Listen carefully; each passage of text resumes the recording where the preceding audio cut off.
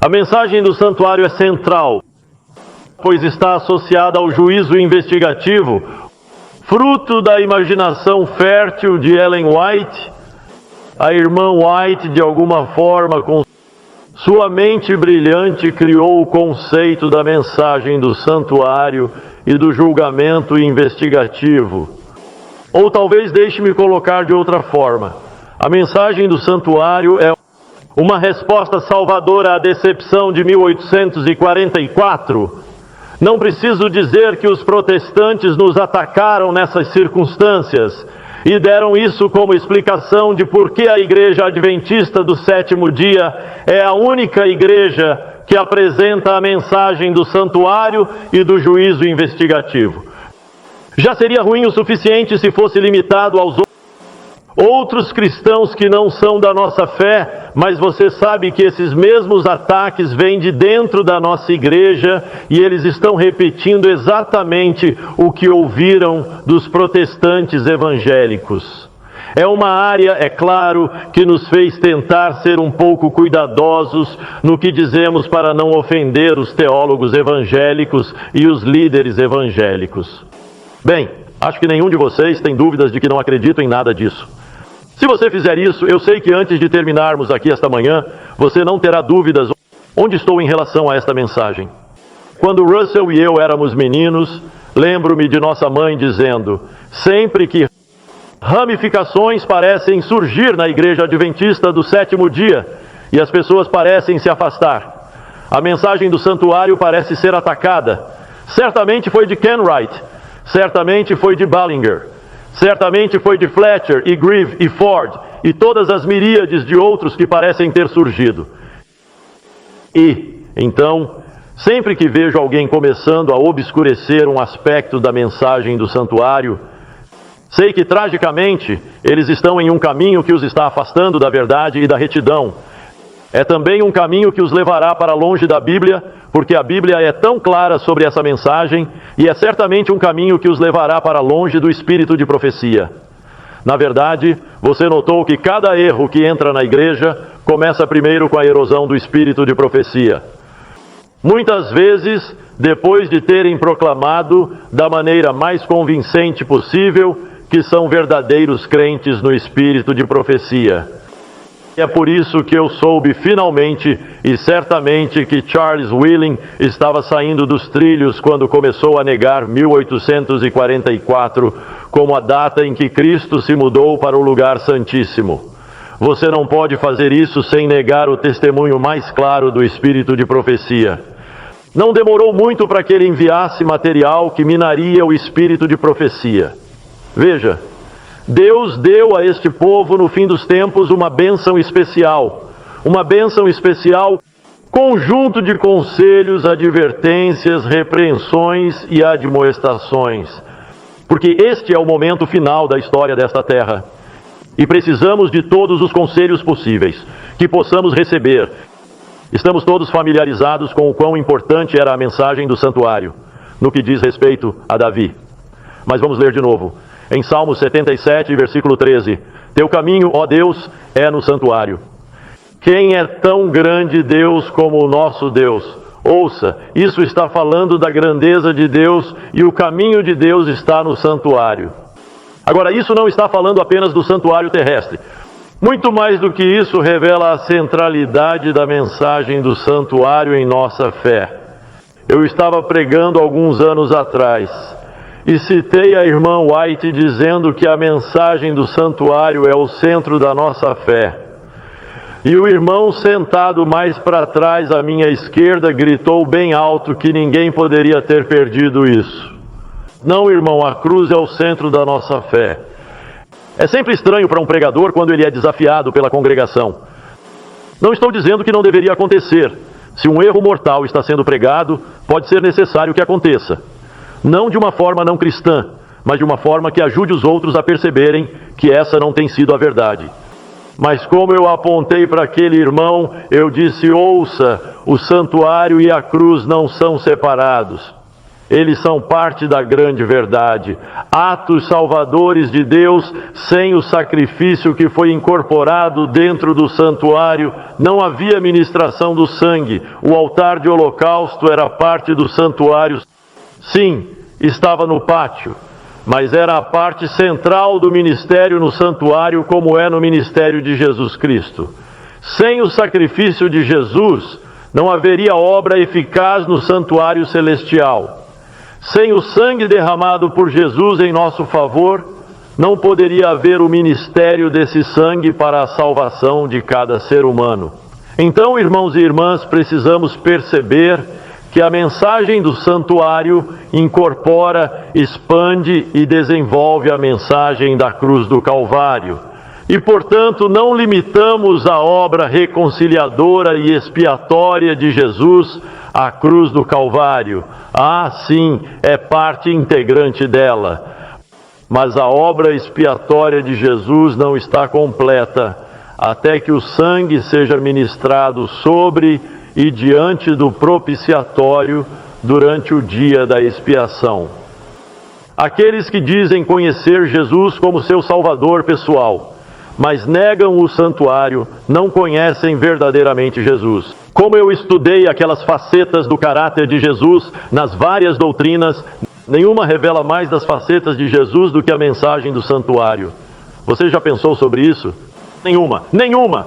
Todas revelam facetas diferentes. Quando lidamos com o estado dos mortos, aprendemos sobre aquele que é a ressurreição e a vida. Quando lidamos com o sábado, lidamos com aquele que é nosso Criador e nosso Redentor a propósito.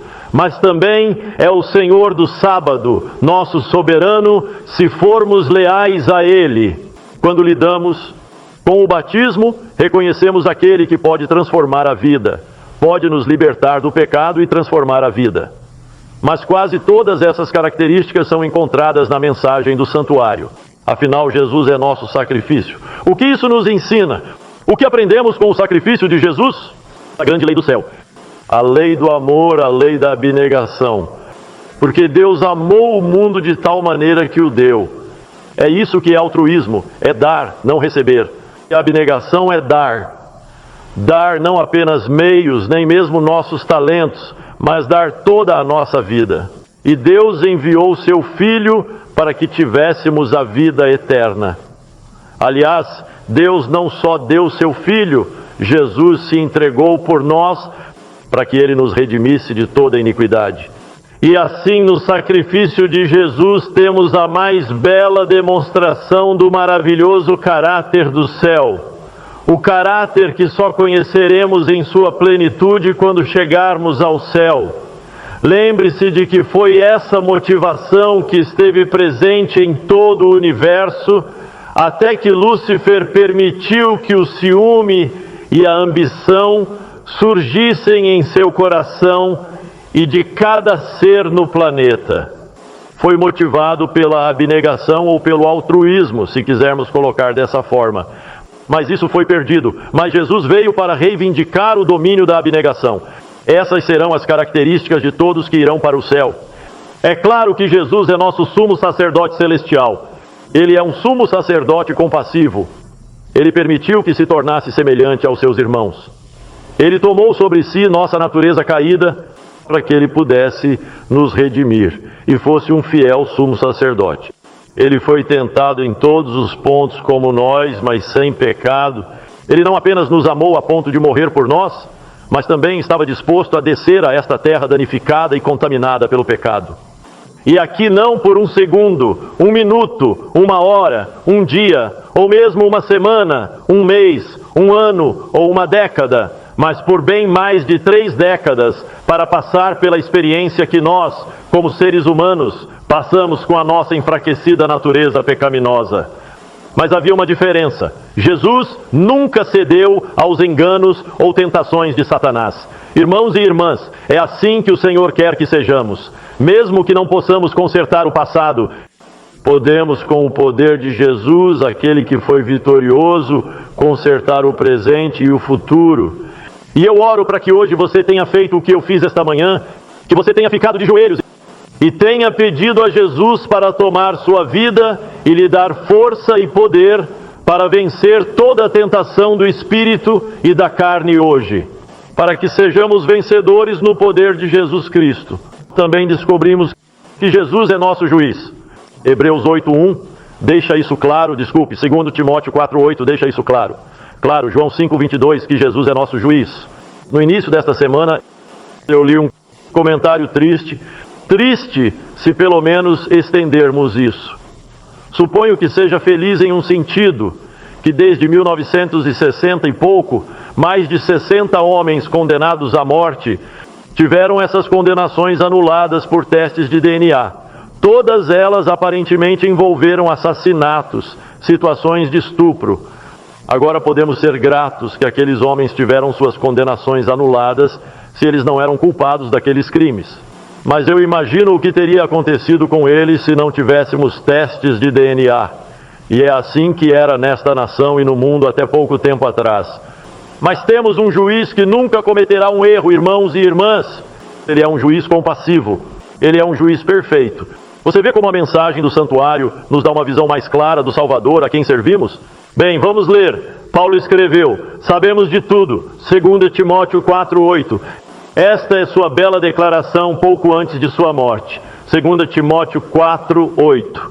Desde agora a coroa da justiça me está guardada, a qual o Senhor, justo juiz, me dará naquele dia. Agora isso seria uma bela declaração em si, mas você sabe que Paulo não pensou somente em si mesmo aqui. Ele estava enfrentando a execução, mas ele pensou em você e em mim no fim dos tempos, e tudo porque então ele completou com, e não somente para mim, mas também para todos aqueles que amam sua vinda.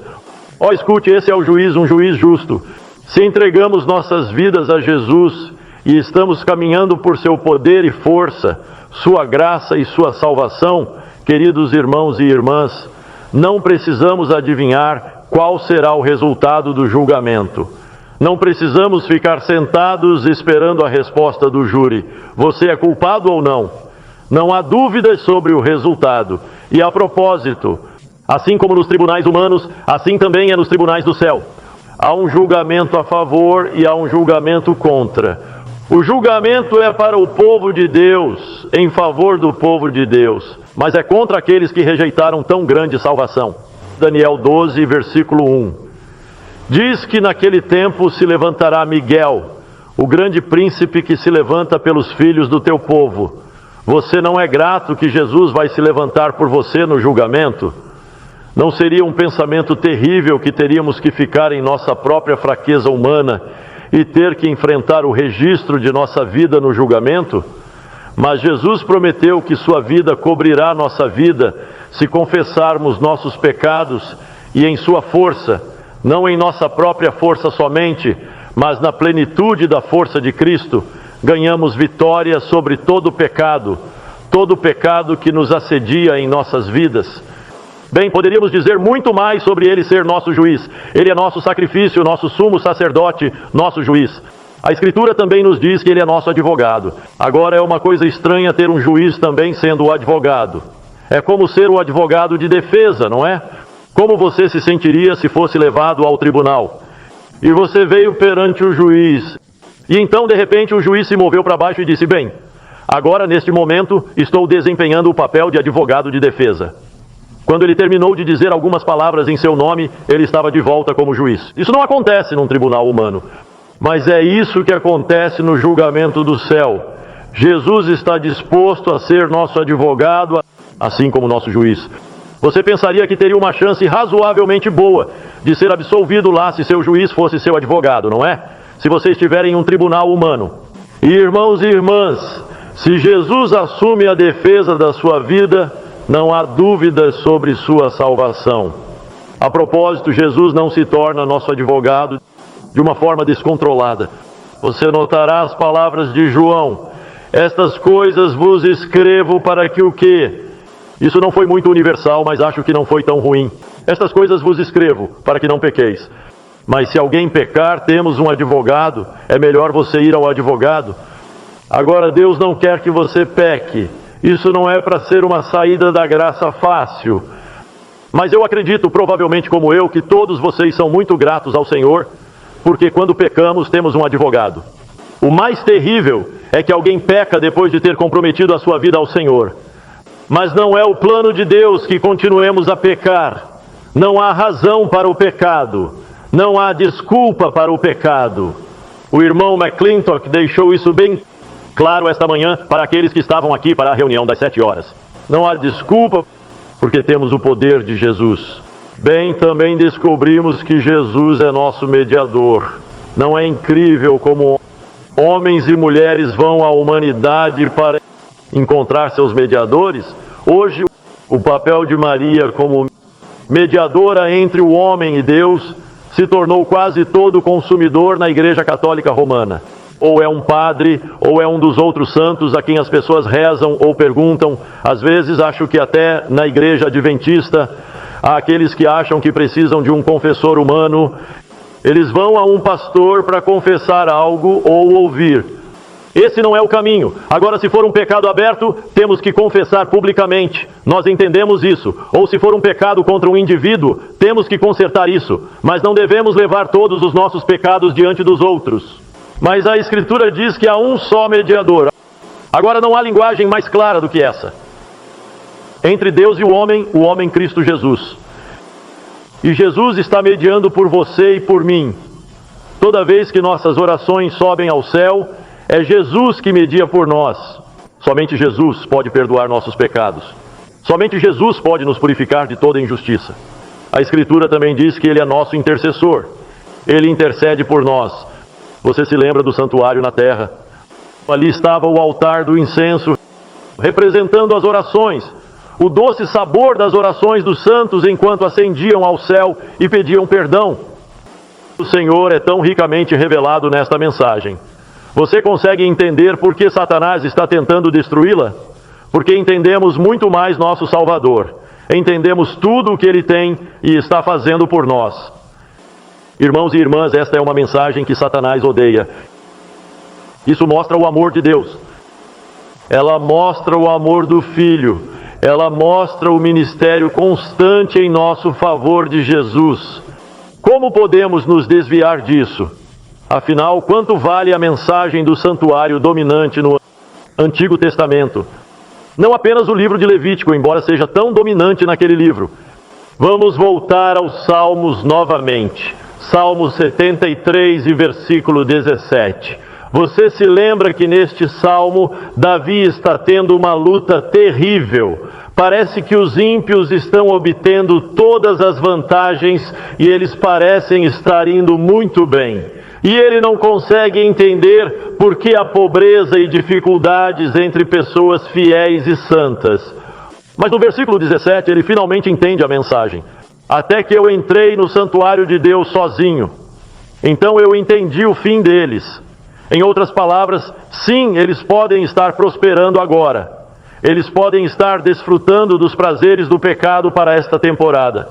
Mas quando você entra na luz do santuário, então você vê a diferença entre os fiéis e os infiéis, os verdadeiros e os falsos, os justos e os perversos.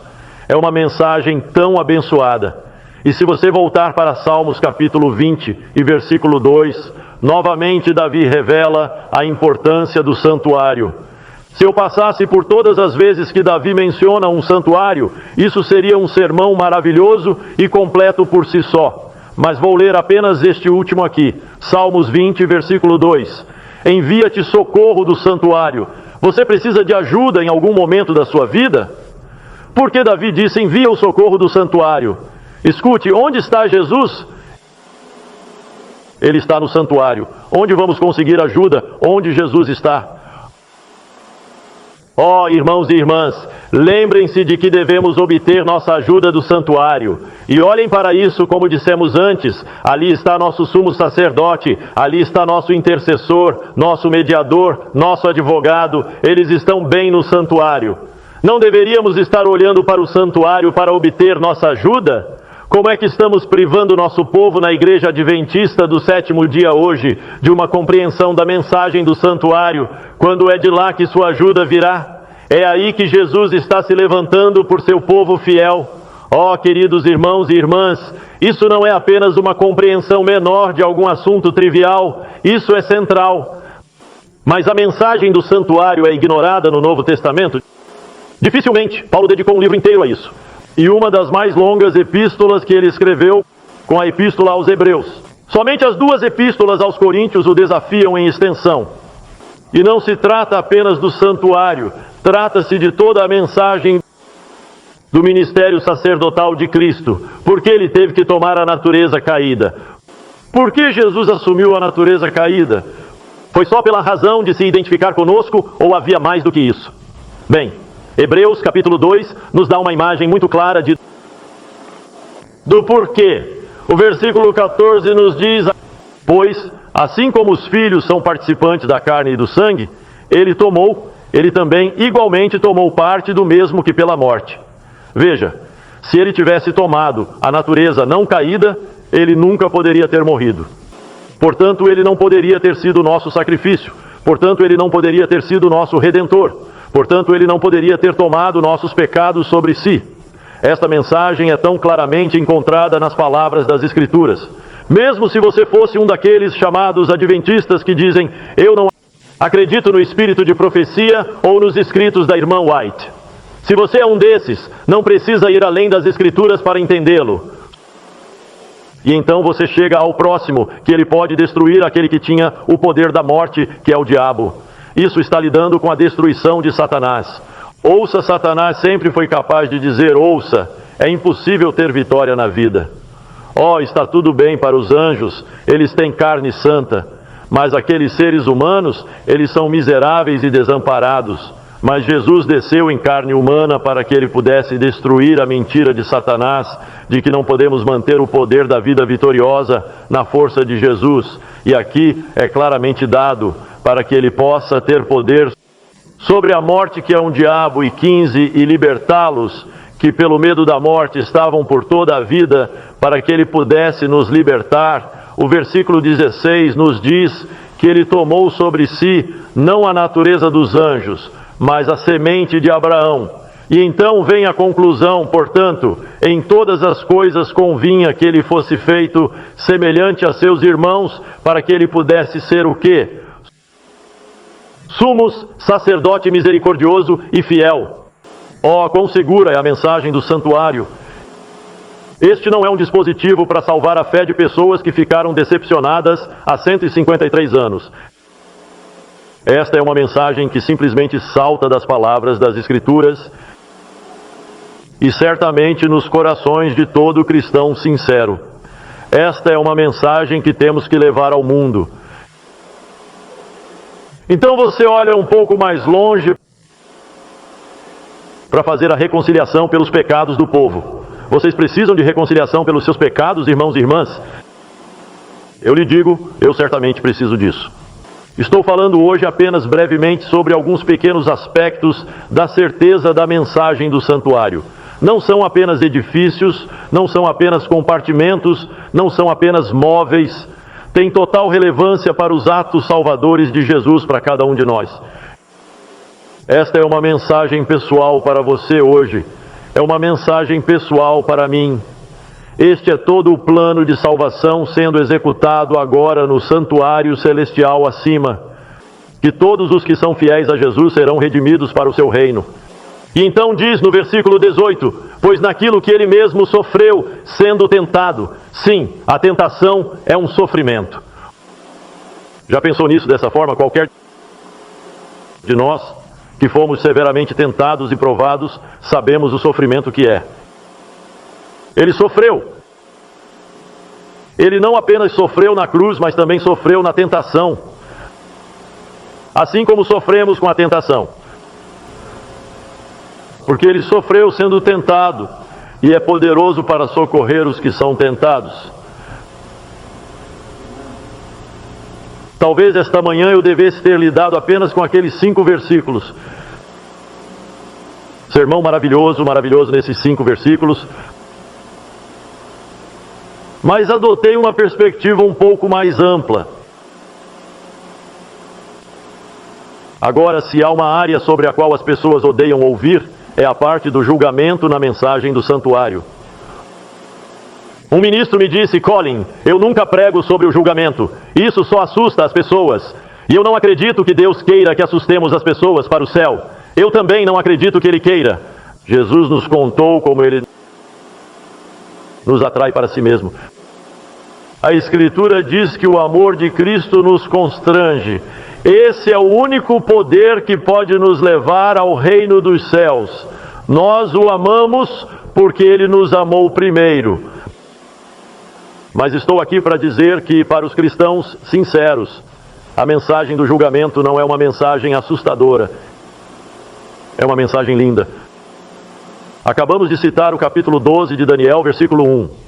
Jesus, ou Miguel, como é chamado ali, nos defende no julgamento. Não posso esquecer a experiência que tive lá na Nigéria. Era o passeio no final de março ou no começo de abril, logo no final de uma das cruzadas que estávamos fazendo. Fizemos 2 cruzadas ao mesmo tempo. Russell pregaria em uma vila e eu pregaria na outra. Na noite seguinte trocaríamos as vilas. Nós nos alternávamos nas vilas. Mantivemos os 2 funcionando com o Madison Missionary College. Meu tradutor naquela noite, relativamente jovem, início dos 30 anos, ministro pentecostal, que tinha acabado de aceitar o adventismo.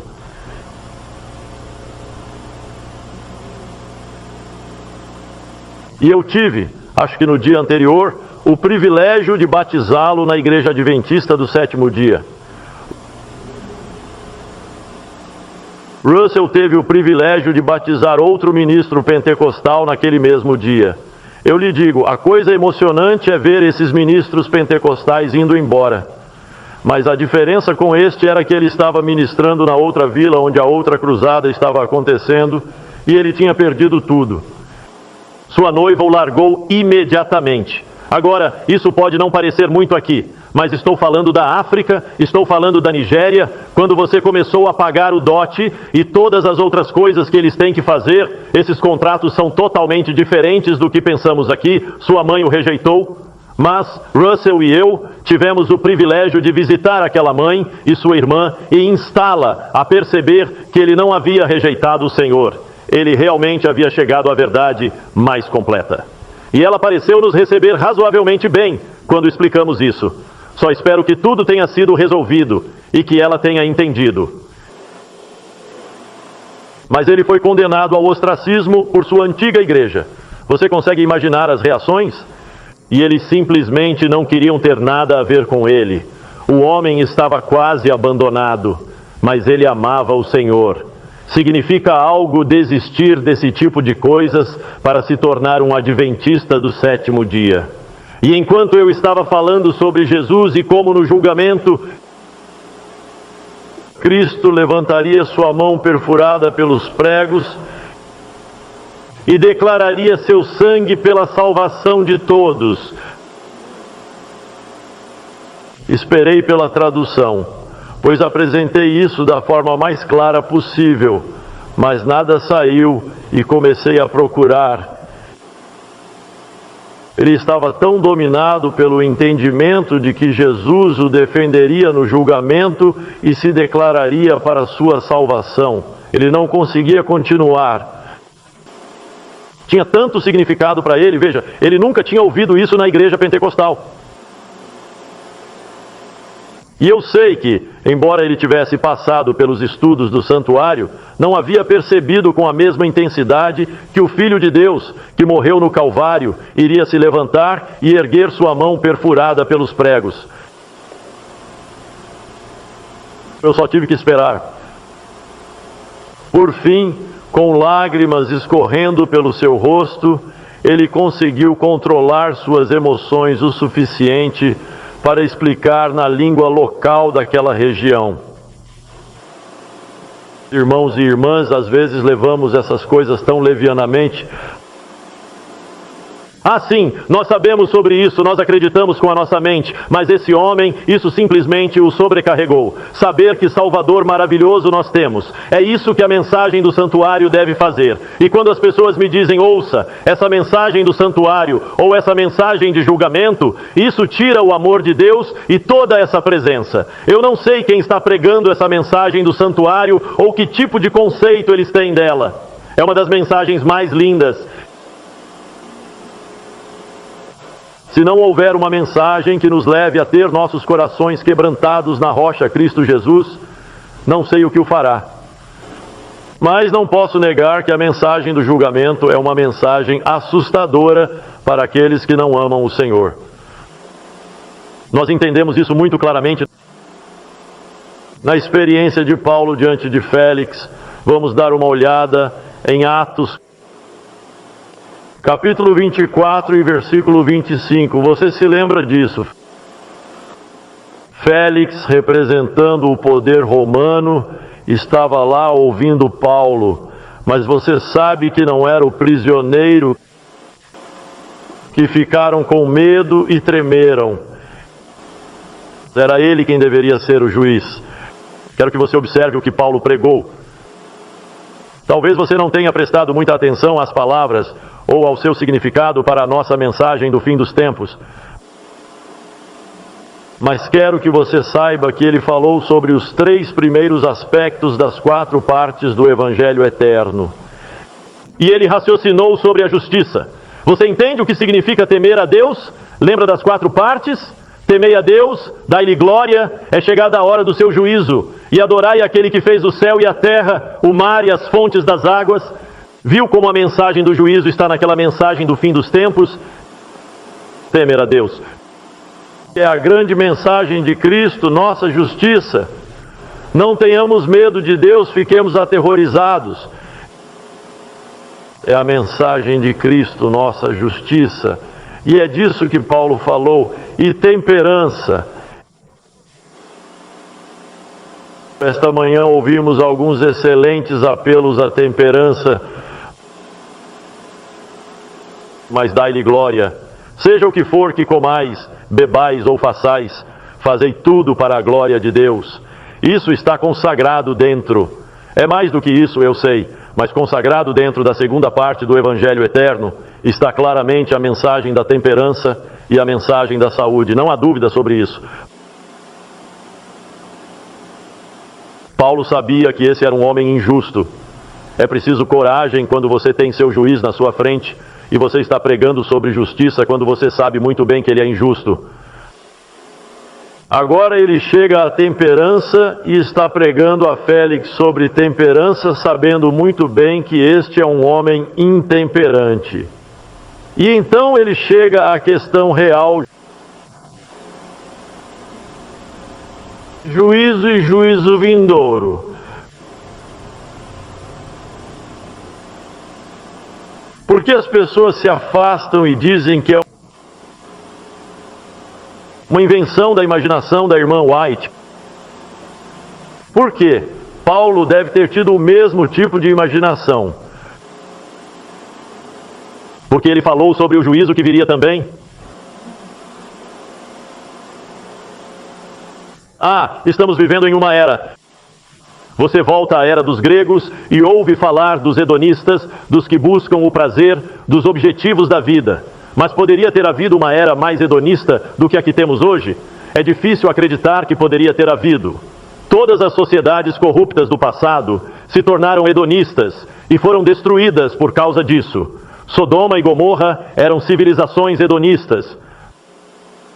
Não há dúvidas sobre isso.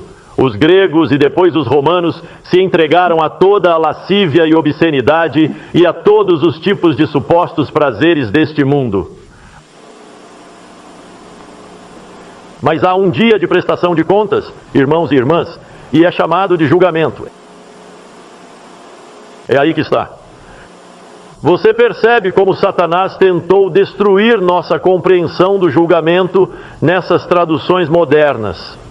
Não sei quais Bíblias você está usando aí embaixo. Acho que muitos de vocês provavelmente estão usando a mesma tradução que eu. Se não, você não acha um pouco de dissonância quando eu leio a Bíblia King James e você lê alguma outra tradução e tenta acompanhar o que eu estou dizendo e o que você está lendo? Acho que Satanás ama essa confusão. No final, a maioria das pessoas simplesmente fecha suas Bíblias e não segue adiante. Você percebe que muitos adventistas hoje estão achando difícil encontrar os livros da Bíblia? Você já observou isso? Faço uma observação especial quando lido com grupos de jovens.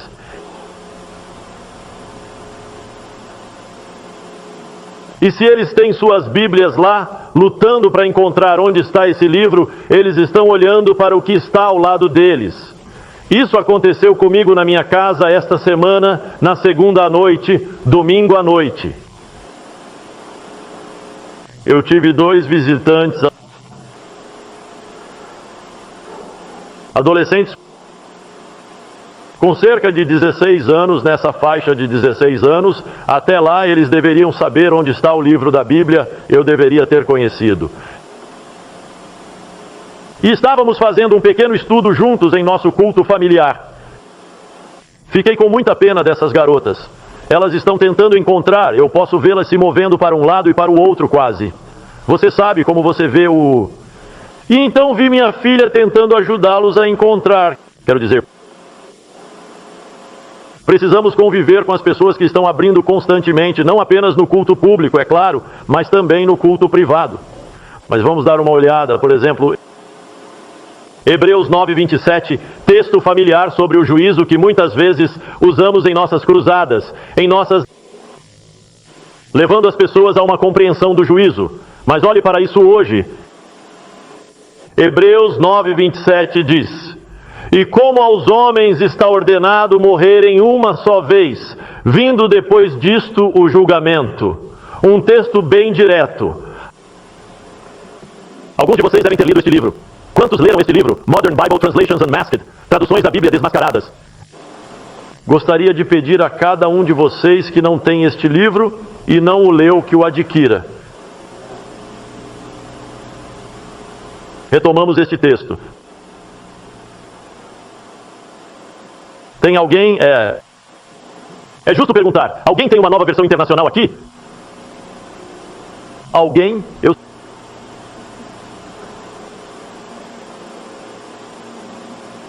Suponha que este seja o tipo errado de congregação para fazer essa pergunta. Deixe-me dizer como está escrito na nova versão internacional. As palavras podem ser ligeiramente diferentes na frente, mas você vai entender a imagem. Você observa com muito cuidado na King James. E como aos homens está ordenado morrerem uma vez, mas depois disso juízo. Notou alguma diferença? O que aconteceu? Não tem a palavra o aí. Isso não faria diferença alguma para o significado do texto, faria? É tirar a palavrinha o. Ouçam, um dos membros do Comitê de Tradução da Nova Versão Internacional escreveu porque eles deixaram de fora a palavra o. Foi uma explicação muito simples que ele deu. Se a palavra o estiver lá, parece que todos serão julgados ao mesmo tempo no fim dos tempos. Mas sabemos que homens e mulheres são julgados quando morrem. Então você simplesmente remove a palavra o.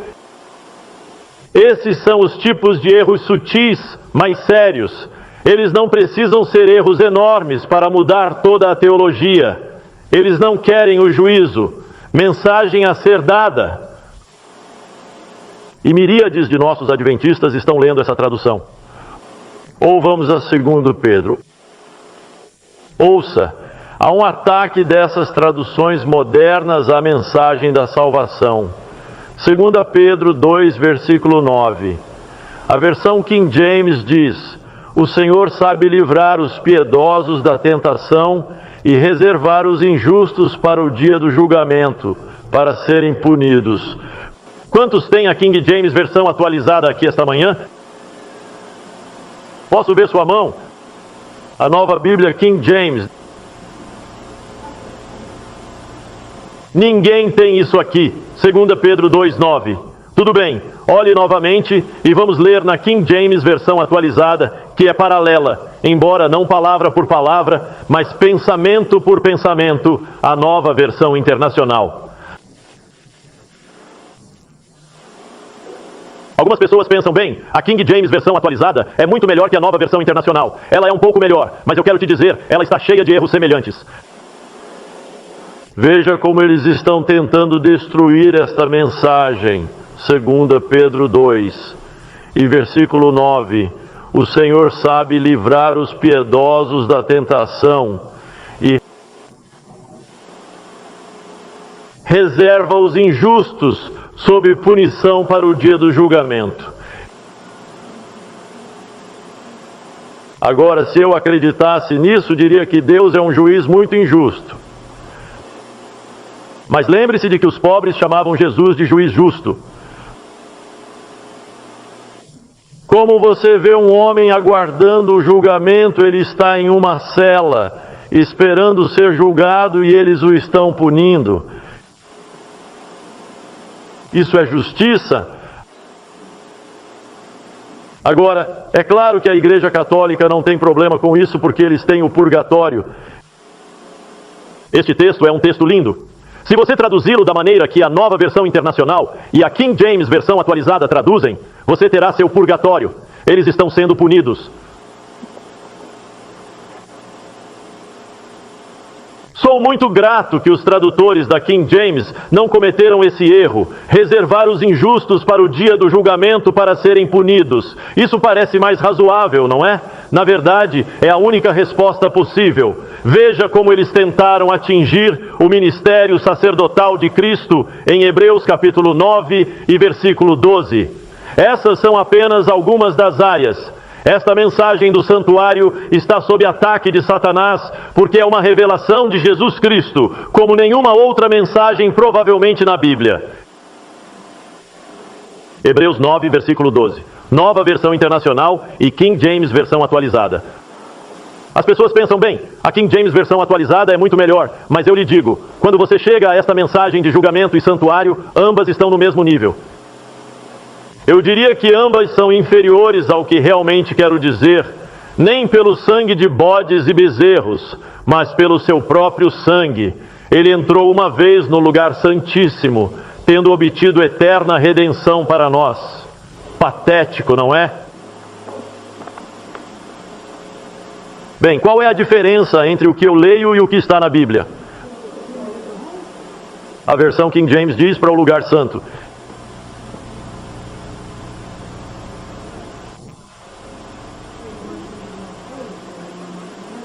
E tudo isso, bem, diria que foi para lá que ele foi em sua ascensão. Isso destruiria toda a mensagem adventista.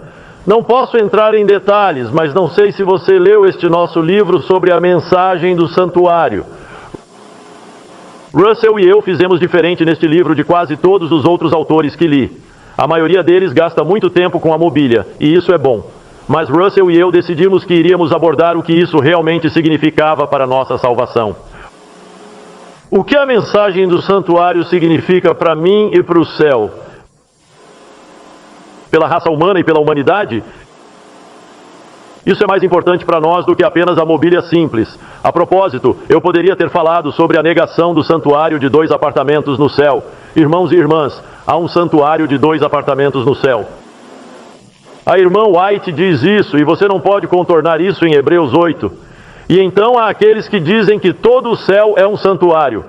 Bem, eu não sei o que significa quando diz que tão certamente quanto havia um santuário de 2 apartamentos na terra, há um santuário no céu. Isso deixa claro que não é tudo o que existe no céu, é tudo no céu. E então eu poderia continuar, e sei que temos outras reuniões, então devo parar, mas esses 2 livros seriam muito valiosos para vocês, irmãos e irmãs, para ajudar nessas áreas. E eu oro para que Deus nos ajude a perceber que este é um tópico tão importante que provavelmente mal sabemos algo sobre ele como deveríamos. Precisamos estudá-lo seriamente e mais seriamente à medida que chegamos ao fim dos tempos, para que possamos estar prontos para entender o que Jesus está realmente fazendo em favor de cada um de nós, ao nos preparar e preparar nossas vidas para seu retorno. E se alguém te desafiar, por favor, não seja tímido, porque é um estudo tão rico na palavra de Deus e no espírito de profecia, Vamos nos ajoelhar juntos.